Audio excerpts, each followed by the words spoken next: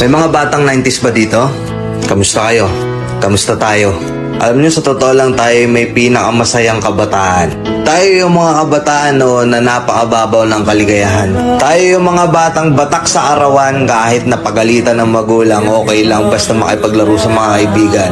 Di natin alam kung ano yung teknolohiya. Di natin alam kung ano yung cellphone. Di natin kilala si Coco Melon. Kontento na tayo sa mga laruan natin at sa kung ano yung meron.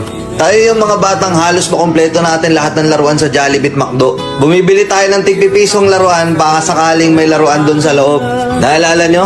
Noong mga panahon, naghahanap pa tayo ng gagamba kung saan-saan. Naghahanap tayo ng mga sanga ng puno para makipaglaro ng baril-barilan. Kukuha tayo ng gulong sa tabi-tabi tapos pagugulungin lang natin kung saan-saan. Mabibwisit tayo kapag hindi tayo pinayagan ng magulang natin makipaglaro sa mga kaibigan natin sa ulanan. Tayo yata yung mga huling batch ng mga bata na nakikipaglaro pa ng tagu-taguan. Sa totoo lang, di ba? Real talk. Tayo yung mga simpleng batch ng mga bata. Tayo yung mga batang napakasimple lang ng kaligayahan. Pero yung mga batang yun ngayon nagsilakihan na. Nandito na tayo sa tunay na hamon ng buhay. Yung struggle natin ibang-iba. Pero magtataka ka, yung mga bata ngayon iba na rin sila. Yung mga bata ngayon feeling nila mas magaling pa sila sa magulang nila. Yung mga bata ngayon nagre-rebelde agad kapag hindi na pagbigyan yung mga simpleng gusto nila.